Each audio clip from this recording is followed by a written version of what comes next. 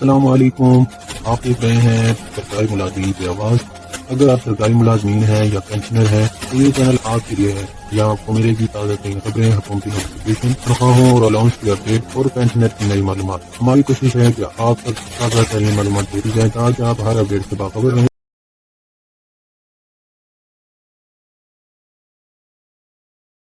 Budget کے حوالے سے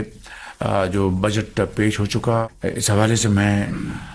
محترم فائنانس منسٹر صاحب کو، ان کی پوری ٹیم کو، سیکرٹری فائنانس کو، چیئرمین ایف بی آر کو، اور پھر اتحادی جماعتوں کے حوالے سے ڈپٹی پرائم منسٹر صاحب کو،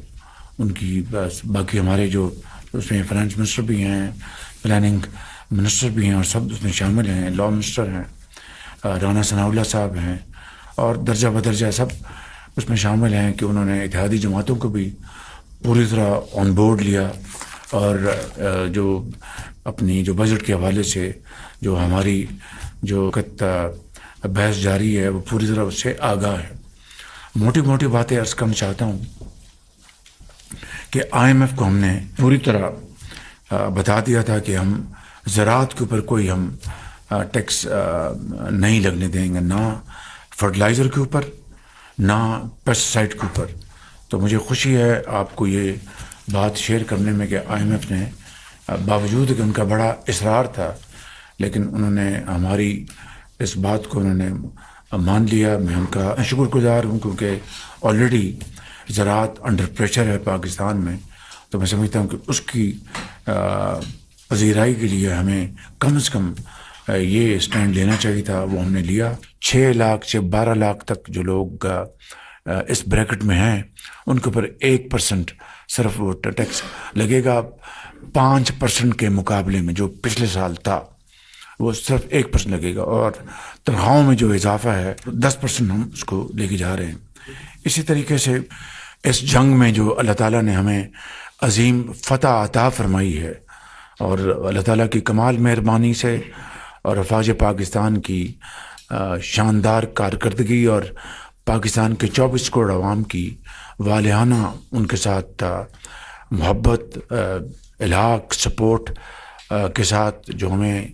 جنگ میں ہمیں کامیابی حاصل ہوئی ہے، اور اس وقت جو ہم دہشت گردی کے خلاف جو جنگ جاری ہے، ان حوالوں سے جو افواج پاکستان کو زوری جو ساز و سامان چاہیے، اس حوالے سے بھی ہم نے اس بجٹ میں اس کے لیے ہم نے فسکل سپیس کو بڑھایا ہے، جو کہ وقت کی میں سمجھتا ہوں کہ عین ضرورت ہے۔ اسی طریقے سے ہم نے پی ایس ڈی پی کو اس سال 1000 ارب روپے پہ لے کے آئے ہیں۔ ظاہر ہے کہ جو یہ آپ کے سامنے جو معاملات ہیں، چیلنجز ہیں، اور ہم نے ایک کمٹمنٹ کی ہے، اس کو ہم نے آنر کرنا ہے۔ ہم ان میں سے نہیں جو وعدہ خلافی کر کے پاکستان کی معیشت کو بالکل ڈیفالٹ پر لے گئے تھے۔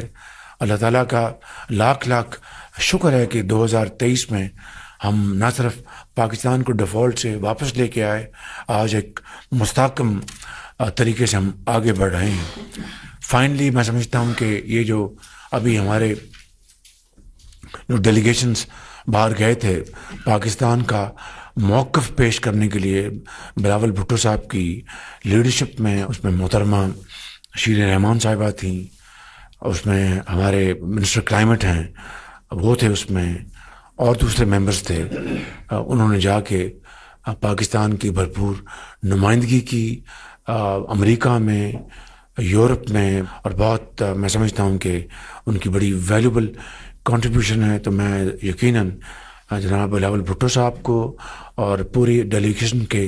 تمام ممبرز کو فرداً اور اجتماعاً ان کو میں شاباش دینا چاہوں گا کہ انہوں نے پاکستان کی وہاں پر بڑی بھرپور نمائندگی کی۔